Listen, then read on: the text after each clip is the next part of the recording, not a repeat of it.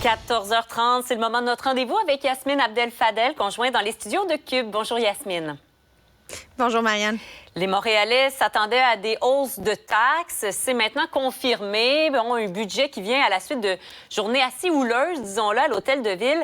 Comment tu perçois les mathématiques de l'administration Plante?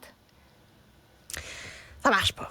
Moi, j'ai pas l'impression que ça va être bien convaincant. Là, on parle d'une augmentation de 4,9 % du compte de taxes municipales. On voit qu'on demande un effort supplémentaire aux contribuables montréalais, mais que de l'autre côté, l'administration ne fait pas cet exercice d'être plus responsable, de démontrer qu'il y a une rigueur dans la manière de gérer l'argent des contribuables. Il y a aussi des choix politiques qui sont faits, puis c'est important de le rappeler, des choix idéologiques, politiques, à la limite dogmatiques. Je vais juste te donner quelques exemples, Marianne. On parle de 553 millions de dollars pour 10 ans pour l'acquisition de terrains pour le logement abordable. C'est intéressant, on le sait. Le logement, et on vit une crise du logement, donc c'est intéressant de voir que la Ville de Montréal contribue à hauteur de 553 millions de dollars pour les 10 prochaines années. Eh bien, c'est 580 millions de dollars pour le vélo. Entre les pistes cyclables et Bixi, là, c'est 580 millions de dollars qu'on investit pour les 10 prochaines années. Donc, on investit même un peu plus dans tout ce qui est vélo par rapport au logement. Elle est où la crise à Montréal? Est-ce que la crise, c'est parce qu'on n'a pas de pistes cyclables ou qu'on n'a pas assez de Bixi? Est-ce qu'on a vu des manifestations pour plus de Bixi ou plus de pistes cyclables? On a vu, par contre, du monde là, dormir dans la rue. On a vu des sans-abri. On a vu du monde qui, le 2, 3, 4 juillet, se retrouve dans des tentes sur la rue Notre-Dame. Ça, on l'a vu. Alors moi, je m'explique mal ces choix-là. On voit aussi 400 nouveaux employés. 400 nouveaux employés, évidemment. Pas de gel d'embauche, 400 nouveaux employés parce que, il y a quelqu'un qui va finir par payer. Il y a des contribuables qui vont payer. Quelle organisation embauche 400 nouveaux employés quand elle sait que ses finances vont mal? Visiblement, le mémo s'est pas rendu à la Ville de Montréal. Évidemment, Camillien-Houde, 90 millions de dollars pour l'aménagement de Camillien-Houde. En fait, quand je dis aménagement, pour interdire aux automobilistes de pouvoir prendre Camillien-Houde. Alors, on a investi 90 millions. Ça, ce sont des choix idéologiques. C'est des choix de dépenses. Ce sont des choix politiques que l'administration Plante a décidé de faire.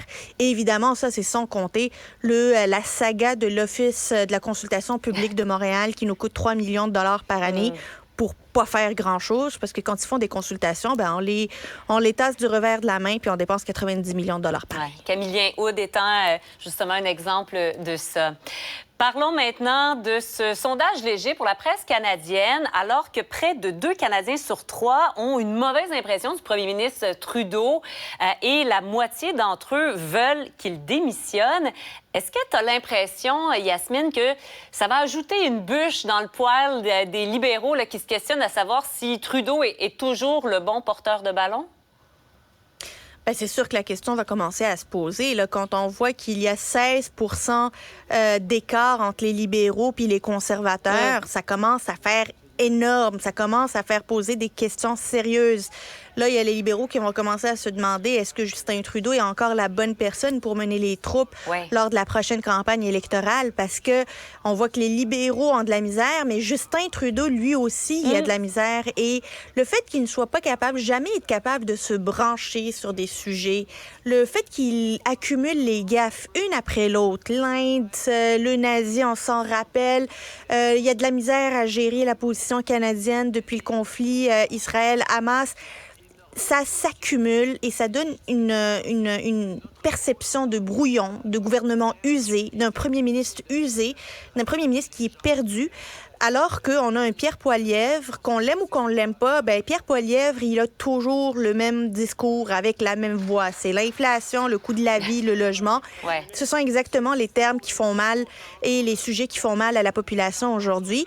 J'ai l'impression qu'on est tous devenus un peu imperméables à ce que Justin Trudeau peut nous raconter ou nous promettre. Et une fois que la population devient imperméable au discours politique, il n'y a pas grand-chose à sauver là-dedans. Intéressant comme analyse. Merci beaucoup, Yasmine. À demain. Merci, Marie. Merci à toute l'équipe de recherche et de mise en onde. C'est tout pour l'épisode d'aujourd'hui. Retrouvez-moi dès demain pour un nouvel épisode sur Cube Radio. Cet épisode est maintenant disponible en balado.